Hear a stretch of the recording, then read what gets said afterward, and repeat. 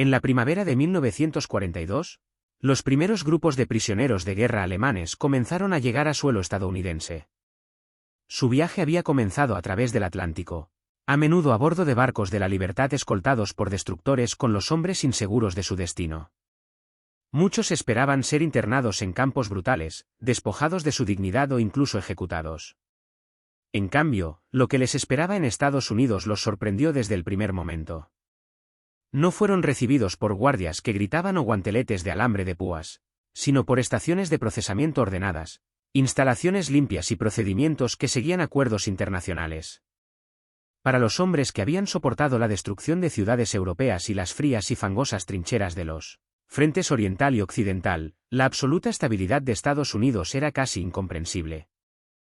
Estados Unidos había acordado albergar a más de 400.000 prisioneros alemanes durante la guerra, dispersándolos en más de 500 campos desde Texas hasta Minnesota. A su llegada, a los hombres se les tomaron las huellas dactilares, se les registró y se les dieron números de identificación. Sus temores iniciales comenzaron a disminuir cuando notaron que los oficiales estadounidenses hablaban con calma, hacían cumplir las reglas sin crueldad y respetaban la Convención de Ginebra de 1929. En contraste con la propaganda que habían escuchado bajo el régimen nazi, los estadounidenses no parecían deseosos de humillarlos o destruirlos. La primera impresión que muchos prisioneros registraron en diarios y memorias posteriores fue de conmoción. No fueron tratados como bestias sino como soldados capturados. Los viajes en tren que transportaban a PS tierra adentro desde los puertos de Nueva York o Nueva Orleans, brindaron una visión surrealista de una tierra que no había sido tocada por la guerra total. A través de las ventanas vieron ciudades prósperas, ferrocarriles en funcionamiento y granjas repletas de cultivos, escenas inimaginables en una Europa marcada por los bombardeos y la escasez. A los hombres que habían visto arder Hamburgo, Colonia y Berlín bajo los ataques aéreos aliados, la prosperidad del corazón de Estados Unidos les dejó incrédulos. La visión de los coches moviéndose libremente, los niños jugando cerca de las vías y las fábricas funcionando a plena capacidad les hizo darse cuenta de que ahora estaban dentro de un mundo que la guerra no había aplastado. En las estaciones receptoras la eficiencia organizativa fue otra sorpresa. Se llevaron los uniformes, pero a cambio los prisioneros recibieron ropa de trabajo, ropa de cama limpia y acceso a duchas. Para muchos, fue el primer problema que experimentaron en meses. Los campos estaban vallados, por supuesto, pero dentro del perímetro. Los cuarteles eran cabañas de madera bien construidas con calefacción, electricidad y suficiente espacio para evitar el hacinamiento. Los prisioneros pronto descubrieron que estaban agrupados por rango y, a menudo, alojados con hombres con los que habían luchado, lo que les daba una sensación de familiaridad en una tierra extranjera. Lo que más les llamó la atención en aquellos primeros días fue la ausencia de odio por parte de sus captores. Los guardias eran típicamente miembros del ejército estadounidense, a menudo hombres mayores o aquellos considerados no aptos para el combate en el extranjero. Impusieron disciplina pero rara vez se permitieron abusos.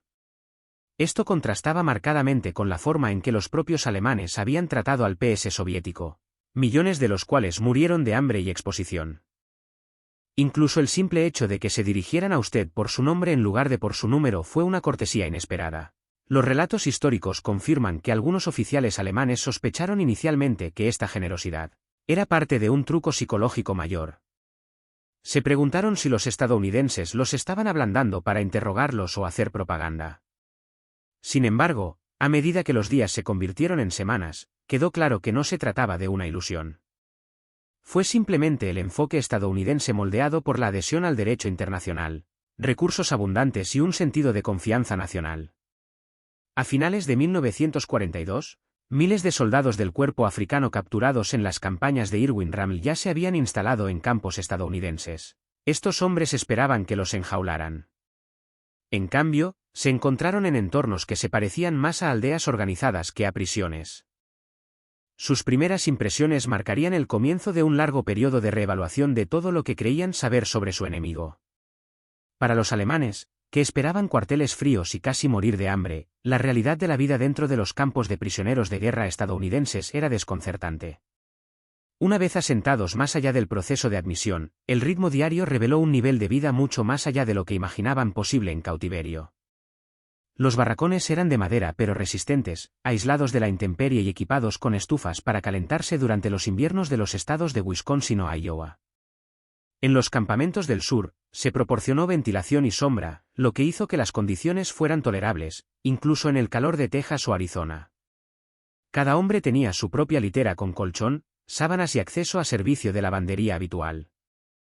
Lujos comparados con la inmundicia y las privaciones de la Europa en tiempos de guerra.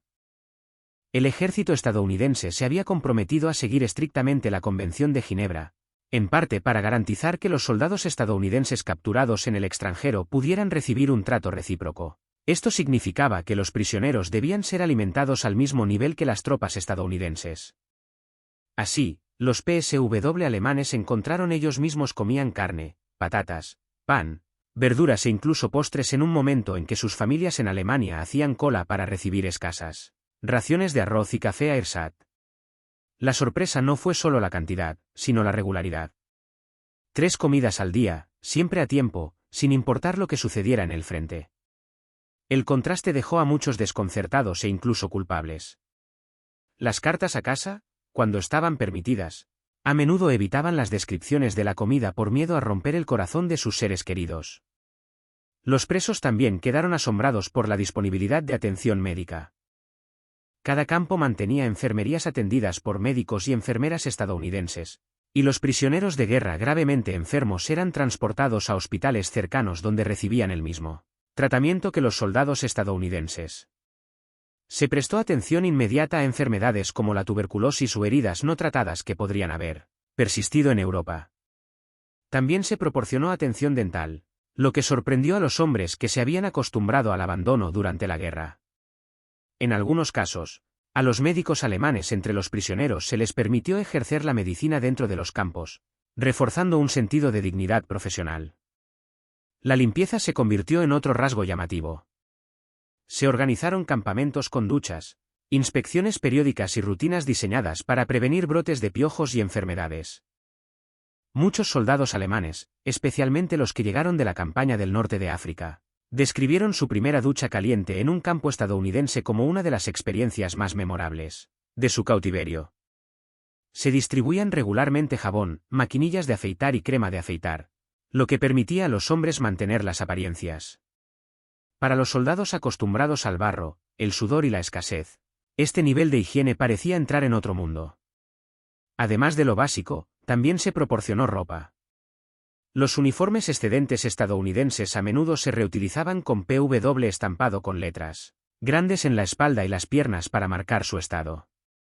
En las regiones frías se repartieron botas, abrigos y guantes, para garantizar que los hombres no sufrieran congelación durante los meses de invierno. Una vez más, la practicidad y la justicia contrastaron marcadamente con las expectativas alemanas, donde a menudo se había dejado congelado a los prisioneros enemigos en otros lugares. Estas condiciones no significaban que los campos estuvieran libres de dificultades.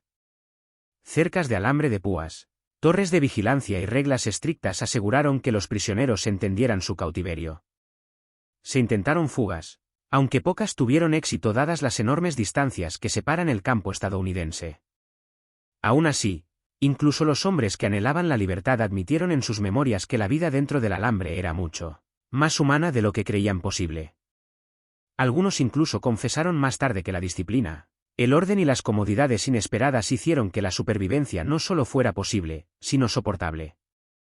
A finales de 1943, la mayoría del PS alemán se había adaptado a este ritmo de relativa comodidad.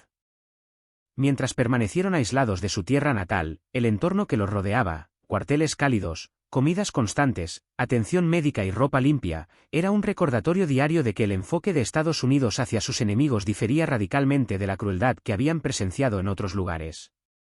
Esta comprensión se profundizaría a medida que descubrieran la abundancia de alimentos y bienes que llegaban incluso a los confines de su vida carcelaria. Quizás la revelación más sorprendente para los prisioneros alemanes fue la abundancia y variedad de alimentos.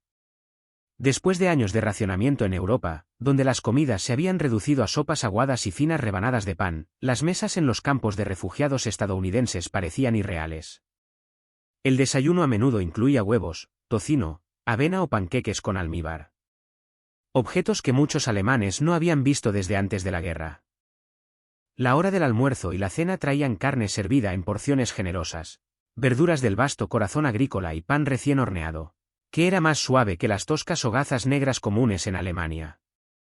En los años de mitad de la guerra, la enorme escala de la producción agrícola estadounidense significaba que la escasez era prácticamente desconocida, y esta realidad se filtraba incluso en los complejos de alambre de púas.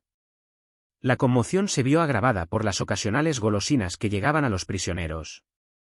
Se distribuyeron paquetes de la Cruz Roja que contenían chocolate, café y cigarrillos, artículos que hacía tiempo que habían desaparecido de los estantes alemanes. Para muchas mujeres trabajadoras, el sabor de una barra Hershey o una lata de Coca-Cola representaba no solo alimento físico, sino también un vistazo a una cultura de la abundancia. Estos caprichos eran lujos inimaginables en casa, donde los niños sobrevivían a base de batidos de azúcar y sustitutos del aire. Los prisioneros a menudo describían su incredulidad ante el hecho de que tales productos se consideraran comunes en los Estados Unidos y estuvieran disponibles incluso para los enemigos capturados. Las raciones se estructuraron para reflejar las de los soldados estadounidenses. En 1943, las directrices oficiales garantizaban que el PS recibiera alrededor de 3.000 calorías al día. Por el contrario, en Alemania los civiles a menudo sobrevivían con menos de la mitad de esa cantidad. Esta disparidad creó emociones complejas. Gratitud por la supervivencia mezclada con culpa por vivir mejor que sus propias familias. Algunos presos rechazaban determinadas comidas por vergüenza, mientras que otros acumulaban pequeñas cantidades de comida para a fine compartir con sus seres queridos una vez liberado. Las cartas, cuando se les permitía, estaban redactadas cuidadosamente para evitar mencionar abundancias como la censura y la conciencia, ambas desanimadas, haciendo alarde de su fortuna. Las diferencias culturales también influyeron en los horarios de las comidas. Muchos alemanes estaban desconcertados por la inclinación estadounidense por los sabores dulces en el desayuno, o el amplio uso de productos enlatados. Sin embargo, estos mismos alimentos les introdujeron a un mundo culinario más allá de su imaginación.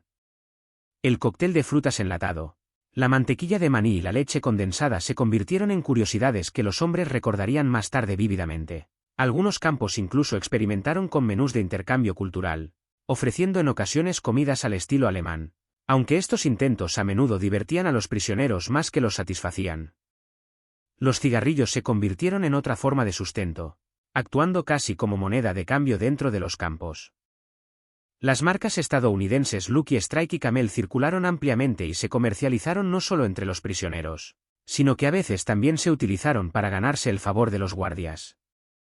Para los hombres que habían crecido en una nación de escasez, la posibilidad de encender un cigarrillo cuando quisieran era otro recordatorio del abismo entre su patria y el país de su captor.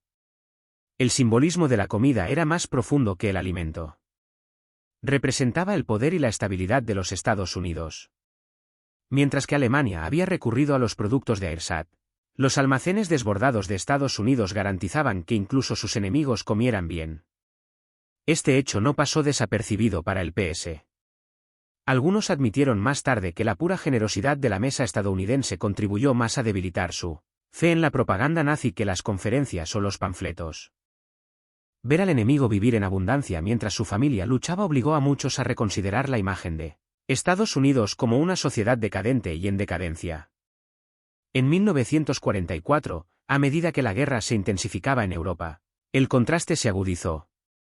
Las noticias que llegaban desde casa describían bombardeos y hambre, mientras que dentro de los campos estadounidenses las comidas se mantenían constantes. Para miles de prisioneros, la supervivencia quedó ligada a la extraña comodidad de las raciones regulares y al extraordinario descubrimiento de que Estados Unidos podía alimentar no solo a su propio pueblo y ejército, sino también a cientos de miles de sus cautivos. Otro elemento que sorprendió a los prisioneros alemanes fue la oportunidad de trabajar y ganar un salario mientras estaban en cautiverio.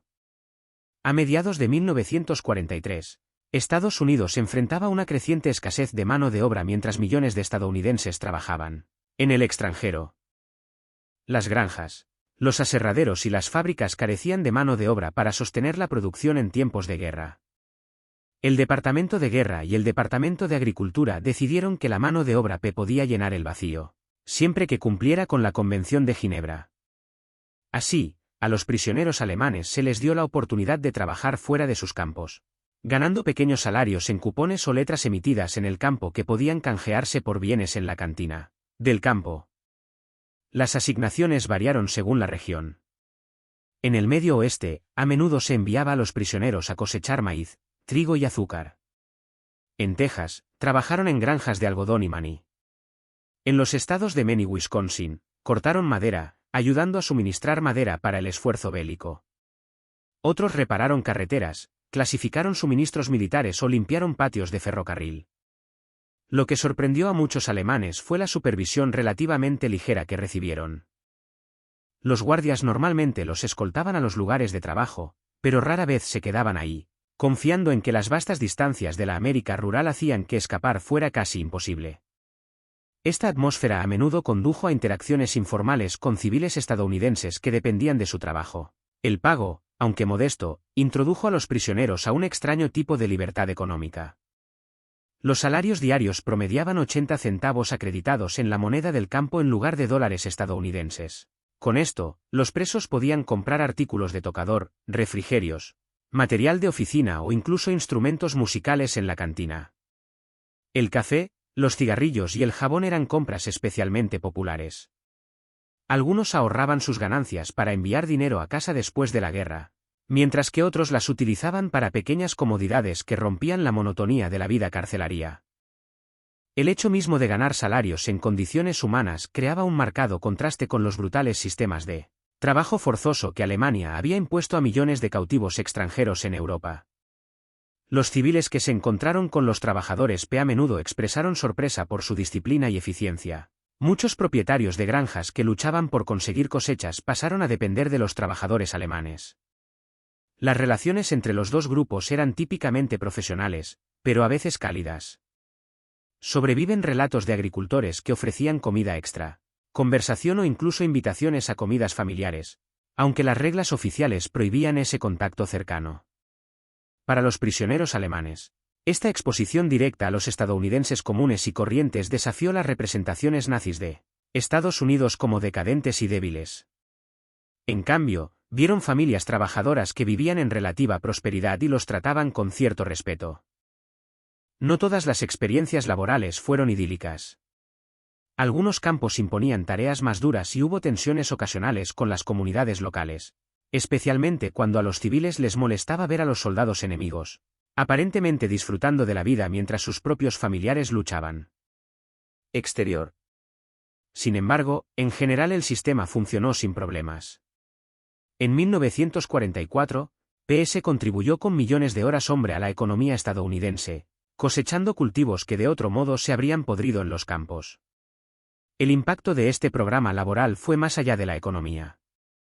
Para los prisioneros, proporcionó estructura, ejercicio y un sentido de utilidad, ayudando a aliviar la carga psicológica del cautiverio. Algunos incluso disfrutaron de la oportunidad de dominar nuevos oficios o mejorar su inglés interactuando con civiles y guardias. Memorias posteriores sugieren que estas experiencias laborales moldearon profundamente sus impresiones sobre Estados Unidos, mostrándoles una sociedad a la vez próspera y pragmática. Cuando comenzó la repatriación en 1945, muchos PSW alemanes consideraban su trabajo no como explotación, sino como una oportunidad de sobrevivir con dignidad. La idea de que una nación enemiga les permitiría ganar dinero, mantener el respeto por sí mismos y contribuir productivamente fue otro recordatorio de hasta qué punto el trato estadounidense se alejaba de las duras realidades que alguna vez habían imaginado. A medida que las semanas se convirtieron en meses, los PSW alemanes descubrieron que el cautiverio en Estados Unidos implicaba mucho más que comida y trabajo. Los campamentos en todo el país ofrecieron oportunidades culturales y recreativas que dejaron a muchos atónitos. En lugar de una monotonía interminable, había bibliotecas repletas de libros en inglés y alemán, periódicos disponibles para leer e incluso oportunidades para asistir a conferencias. Algunos prisioneros pasaban sus horas libres devorando clásicos estadounidenses traducidos, mientras que otros aprovechaban la oportunidad para practicar inglés mediante diccionarios y guías gramaticales. Para los hombres que habían entrado en la guerra como soldados del Reich, fue el primer contacto sin filtros con la cultura estadounidense. Las películas se convirtieron en una atracción central. Muchos campamentos organizaban proyecciones de películas semanales, a menudo proyectando producciones de Hollywood de finales de los años 30 y principios de los 40. Los prisioneros que alguna vez habían sido alimentados solo con propaganda nazi ahora veían comedias, musicales y películas del oeste, exponiéndolos a una visión del mundo completamente diferente. El humor de Charlie Chaplin, el espectáculo de los musicales de Shirley Temple e incluso las noticias sobre la vida estadounidense, proporcionaron una educación cultural que fue mucho más allá de las conferencias políticas. PD se maravilló del glamour, la riqueza y el optimismo retratados en la pantalla. Imágenes que contrastaban marcadamente con la destrucción de Europa. Los deportes también jugaron un papel vital en la vida diaria. Los campamentos contaban con canchas de fútbol, canchas de voleibol e incluso instalaciones para boxeo o atletismo. Se organizaron equipos alemanes y se celebraron torneos tanto dentro como entre campos. Para los hombres criados en una cultura que valoraba la disciplina y la destreza física, estas competiciones les devolvieron una sensación de normalidad. La presencia de material deportivo, balones de fútbol, bates de béisbol y guantes recordó a los prisioneros los recursos que Estados Unidos podía destinar, incluso a sus enemigos. La participación en deportes no solo pasaba el tiempo, sino que también ayudaba a mantener la moral y la salud física. También florecieron la música y el teatro. Los prisioneros con talento musical organizaron orquestas, coros e incluso pequeñas representaciones de ópera, a menudo utilizando instrumentos comprados con los salarios del campo o donados por las comunidades locales. Algunos campamentos representaron elaboradas producciones teatrales con vestuario y decorados improvisados con materiales disponibles. Los oficiales estadounidenses alentaron con frecuencia estas actividades, entendiendo su valor para mantener a los hombres ocupados y en paz. Para los alemanes, fue una oportunidad de reconectarse con su herencia cultural y al mismo tiempo absorber nuevas influencias. Las oportunidades educativas profundizaron la exposición cultural. Las universidades y colegios de las ciudades cercanas a veces ofrecían cursos por correspondencia y los educadores estadounidenses se ofrecían como voluntarios para dar conferencias dentro de los campos. Los temas abarcaban desde el idioma inglés y la historia estadounidense hasta campos técnicos, ingeniería o agricultura. Para los prisioneros que temían que la guerra les hubiera robado el futuro, la posibilidad de adquirir conocimientos ofrecía esperanza. Varios escribieron más tarde que su educación en cautiverio moldeó sus carreras de posguerra, demostrando que incluso detrás del alambre de púas el crecimiento intelectual era posible. La expresión artística también encontró salidas. Pintores y escultores expertos crearon obras con cualquier material disponible. Restos de madera, jabón o incluso metal desechado. A veces se organizaban exposiciones que impresionaban a los guardias estadounidenses por el nivel de artesanía. Estas actividades culturales difuminaron la dureza del cautiverio, transformando los campamentos en espacios donde florecía la creatividad. La importancia de estas oportunidades fue inmensa. En lugar de verse reducidos a números o simplemente sobrevivir, los prisioneros se dedicaron a actividades intelectuales y culturales que ampliaron sus horizontes. Descubrieron no solo la profundidad de los recursos estadounidenses, sino también la voluntad de sus captores de tratarlos como seres humanos con mentes dignas de cultivar. A finales de 1944, innumerables PS alemanes pudieron reflexionar sobre experiencias de aprendizaje, arte, deporte y cine que permanecerían entre las más sorprendentes. Recuerdos de su tiempo en Estados Unidos. Si bien las oportunidades culturales suavizaron el cautiverio, las autoridades estadounidenses también persiguieron un objetivo más deliberado: remodelar la perspectiva política de los hombres detrás de las vallas. A partir de 1944, el Departamento de Guerra lanzó programas formales de reeducación diseñados para erosionar la ideología nazi y promover los valores democráticos. No se trataba de una cuestión de coerción, sino de una exposición cuidadosamente elaborada a ideas alternativas. Estados Unidos reconoció que cientos de miles de alemanes eventualmente regresarían a casa y lo que llevaban en sus mentes podría influir en el futuro de Europa.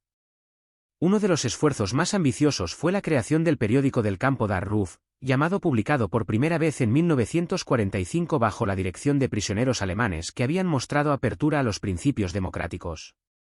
El artículo, que se distribuyó ampliamente, incluía ensayos, resúmenes de noticias y debates culturales. En lugar de propaganda contundente, su objetivo era fomentar el pensamiento crítico, destacando temas de libertad personal, responsabilidad y los peligros de la dictadura. Para muchos PS era la primera vez que leían publicaciones en alemán que no estaban controladas por el Ministerio de Propaganda de Joseph Herbal. Las conferencias y los grupos de discusión fueron otro componente. Los funcionarios estadounidenses invitaron a profesores, clérigos y periodistas a hablar sobre temas que iban desde la Constitución de los Estados Unidos hasta los sistemas económicos. Prisioneros seleccionados, a menudo hombres más jóvenes considerados menos endurecidos por la ideología, participaron en programas de diversión intelectual donde debatían sobre la democracia, escuchaban lecturas de literatura estadounidense y comparaban sistemas gubernamentales. Estos programas fueron cuidadosamente monitoreados pero no obligatorios, basándose en la curiosidad y la asistencia voluntaria para difundir su influencia. Las bibliotecas estaban repletas de obras traducidas que tenían peso ideológico. Se introdujeron en los campos los libros Federalist Papers, biografías de George Washington y Abraham Lincoln y textos sobre la Revolución Francesa. Si bien algunos prisioneros los descartaron por considerarlos irrelevantes, otros se vieron arrastrados a comparaciones entre las instituciones democráticas y el mundo autoritario que habían dejado atrás. Para una generación criada bajo el adoctrinamiento de la juventud hitleriana, tal exposición plantó semillas de dudas sobre la inevitabilidad de la dictadura. Por supuesto que hubo resistencia. Los nazis incondicionales dentro de los campos organizan sus propias jerarquías internas, presionando a sus compañeros prisioneros para que rechacen los materiales estadounidenses y se adhieran a estrictos códigos de lealtad. En algunos campos, los tribunales clandestinos incluso castigan a quienes se considera que traicionan al Reich. El ejército estadounidense respondió separando a los nazis más comprometidos en complejos designados, aislándolos de la población en general. Esto permitió que las iniciativas de reeducación llegaran a la mayoría sin la intimidación constante de los radicales. Curiosamente, la música y el teatro también se aprovecharon con fines ideológicos. En ocasiones, las representaciones incluían obras prohibidas bajo el régimen nazi, como obras de autores judíos o políticamente disidentes. Las orquestas interpretaban piezas de compositores cuyas obras habían sido suprimidas en Alemania. La exposición a estos productos culturales demostró que las ideas y el arte prohibidos en casa estaban vivos y celebrados en otros lugares. En 1945, las encuestas realizadas por funcionarios estadounidenses sugerían que, si bien no todos los prisioneros abrazaban la democracia, muchos habían comenzado a cuestionar las doctrinas nazis. Algunos expresaron abiertamente su admiración por las libertades estadounidenses, mientras que otros simplemente admitieron su confusión, pero ya no se aferraron a las rígidas certezas de su juventud. Los efectos a largo plazo se hicieron evidentes después de la repatriación, cuando los veteranos de estos programas participaron en la vida intelectual de la posguerra en Alemania Occidental. La campaña de reeducación tuvo un alcance sin precedentes y representó no solo una necesidad en tiempos de guerra, sino también un experimento temprano para remodelar las sociedades derrotadas. Para los alemanes que estaban dentro de los campos, a veces les parecía sutil, a veces intrusivo, pero siempre inesperado. Se habían preparado para alambres de púas y raciones, no para debates sobre la libertad y las responsabilidades de la ciudadanía. En retrospectiva, este compromiso ideológico fue tan sorprendente como las comodidades materiales y quizás incluso más transformador para quienes estaban dispuestos a escuchar. Más allá de los muros de los campos, otra dimensión del cautiverio se desarrolló a través de encuentros con estadounidenses comunes y corrientes. Cuando los PSW alemanes fueron enviados a trabajar en granjas o en la silvicultura, se encontraron cara a cara con civiles que habían perdido a sus maridos, hermanos o hijos en el mismo ejército al que habían servido. A pesar del peso emocional de tales pérdidas, muchos estadounidenses trataron a los prisioneros con una mezcla de curiosidad y cortesía. Los agricultores de los estados de Nebraska, Kansas y Georgia a menudo llegaron a ver a los alemanes simplemente como otro grupo de trabajadores que ayudaban a mantener productiva su tierra. Existen relatos de agricultores que ofrecen a productos frescos, leche o incluso, ocasionalmente, una comida casera. Gestos que dejaron impresiones duraderas. Para los prisioneros, estas interacciones fueron profundamente desorientadoras. Tintineo. Criados bajo años de propaganda nazi que pintaba a los estadounidenses como decadentes, brutales o racialmente corruptos, en cambio se encontraron hablando con esposas de granjeros que ofrecían limonada en las tardes calurosas o con niños que saludaban cuando pasaban los equipos de trabajo. En muchos casos, la gente de las ciudades al principio veía con cansancio la visión de los soldados enemigos. Pero con el tiempo, los contactos repetidos disiparon las sospechas. Los prisioneros demuestran ser trabajadores, educados y deseosos de comunicarse, a menudo recurriendo a frases improvisadas en inglés o gestos con las manos. No todos los encuentros fueron amistosos. Había comunidades, especialmente aquellas con familias directamente afectadas por el combate, a las que les molestaba ver a los alemanes tratados con humanidad. Los periódicos locales publicaron ocasionalmente cartas criticando la comodidad de los campos P, argumentando que los soldados estadounidenses en Europa soportaron condiciones mucho más duras. Aún así, prevaleció la política oficial de trato humano y muchos civiles se adaptaron a la presencia del enemigo en su vida diaria. En raros casos, hubo enfrentamientos, lanzamiento de piedras contra camiones P y gritos de insultos desde las aceras. Pero estos incidentes fueron excepciones y no la regla. Dentro de los campos, los propios guardias a menudo entablaban relaciones sorprendentes con los prisioneros.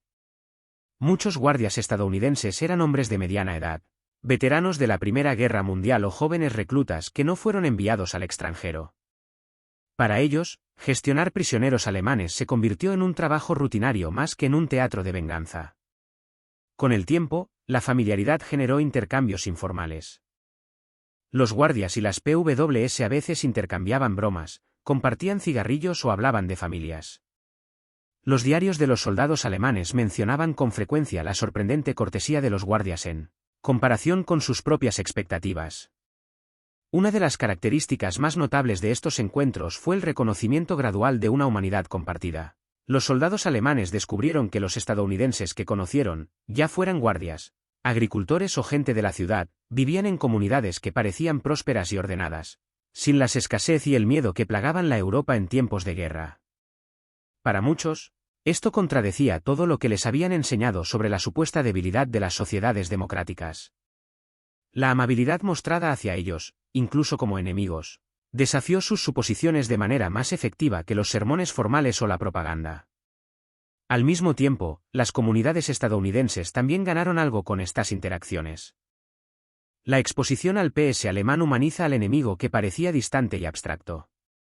Los niños de las zonas rurales crecieron viendo a los prisioneros cosechando cosechas o jugando al fútbol detrás de alambres de púas, creando recuerdos de la guerra que diferían marcadamente de las imágenes de los periódicos y las noticias. A finales de 1944, la presencia del PS alemán se había convertido casi en una rutina en muchas partes de Estados Unidos. Circularon historias de amistades que perduraron incluso después de la guerra. Algunos exprisioneros regresaron años más tarde para visitar las granjas donde alguna vez habían trabajado, y fueron recibidos como invitados en lugar de cautivos. Esos vínculos personales revelaron cómo los actos de bondad en medio de un conflicto global podían salvar divisiones que la ideología alguna vez había declarado insalvables. Cuando la guerra llegó a su fin en 1945, el destino de cientos de miles de prisioneros alemanes pasó a ser objeto de planificación internacional. Según los acuerdos con los aliados, Estados Unidos se preparó para una repatriación gradual, aunque el proceso se prolongó hasta bien entrado 1946. Para muchos prisioneros, abandonar Estados Unidos fue agridulce. Anhelaban a sus familias y a su patria. Sin embargo, reconocieron que lo que les esperaba en Alemania era un país devastado por los bombardeos, la escasez y el colapso político. El contraste entre la relativa comodidad de los campos y las ruinas de la Europa de posguerra no podría haber sido más marcado. El viaje de regreso a casa comenzaba con trenes de transporte que llevaban a los prisioneros a puertos como Nueva York, Newport News o Boston, donde los esperaban los barcos. Algunos fueron enviados primero a Gran Bretaña o Francia para realizar trabajos adicionales antes de su liberación final, ya que los acuerdos exigían que los cautivos de Alemania contribuyeran a la reconstrucción. Aún así, a finales de la década de 1940, casi todos habían regresado a suelo alemán. Lo que trajeron consigo no fue solo supervivencia física, sino una reserva de recuerdos que moldearían sus percepciones durante décadas. Las memorias y las historias orales revelan que una de las impresiones más duraderas fue la pura generosidad que experimentaron en cautiverio. Muchos prisioneros recordaron la primera visión de abundantes granjas estadounidenses, el sabor de comidas desconocidas, la rutina del trato justo y los encuentros con civiles que los trataban no como monstruos sino como hombres. Para quienes habían visto cómo Alemania trató a los prisioneros soviéticos con hambre, marchas forzadas y muertes masivas, el contraste era imposible de olvidar. El trato que recibieron en Estados Unidos se convirtió a menudo en un punto de referencia con respecto al cual juzgaron todas las experiencias futuras. Estos recuerdos influyeron en las narrativas de posguerra de maneras sorprendentes. En Alemania Occidental, los veteranos que habían pasado un tiempo en cautiverio estadounidense con frecuencia se convirtieron en defensores de vínculos más estrechos con Estados Unidos. Ellos ya había vivido dentro de su sistema, aunque fuera brevemente, y había sido testigo de primera mano de la prosperidad y la democracia. Algunos de los intelectuales expuestos a programas de reeducación pasaron a formar parte de la renovación cultural y política de Alemania Occidental, difundiendo ideas de libertad individual y gobierno parlamentario. Incluso los exprisioneros comunes y corrientes llevaban a casa un silencioso respeto por la capacidad de Estados Unidos para combinar fuerza con decencia. No todos los recuerdos fueron positivos. Hubo quejas de aburrimiento. Las frustraciones del cautiverio y el sentimiento de estar separados de sus familias durante años de guerra. A algunos hombres les molestaba que los obligaran a trabajar en la agricultura o la silvicultura. Otros recordaron el aislamiento infligido por los nazis radicales dentro de los campos, que podía crear tensiones y divisiones entre los propios prisioneros. Sin embargo, a pesar de estas dificultades, el tono abrumador de la mayoría de los recuerdos siguió siendo de asombro por la humanidad que se les mostró en una época en la que se podría haber esperado crueldad. En la historia más amplia de la Segunda Guerra Mundial, el manejo estadounidense del PS alemán destaca como un capítulo inusual. En una época de conflicto global, Estados Unidos logró defender el derecho internacional, brindar condiciones humanas e incluso ofrecer educación y exposición cultural a los soldados enemigos. Para los alemanes que vivieron esto, estas experiencias alteraron permanentemente su imagen de Estados Unidos. Mucho después de que terminó la guerra, las cartas, las reuniones e incluso las visitas a antiguos campamentos dieron testimonio de la profundidad de esta impresión. A principios de la década de 1950, cuando Alemania Occidental se alineó con Estados Unidos durante la Guerra Fría, los recuerdos de los ex-PW se convirtieron en parte de una memoria compartida. Les contaron a sus hijos y nietos la bondad inesperada que habían encontrado en manos enemigas. Estas historias, arraigadas en experiencias personales, se convirtieron en hilos de un tejido más amplio de reconciliación. En ese sentido, la generosidad que alguna vez conmocionó a los soldados alemanes dentro de los campos estadounidenses continuó, resonando mucho después de que se quitara el alambre de púas.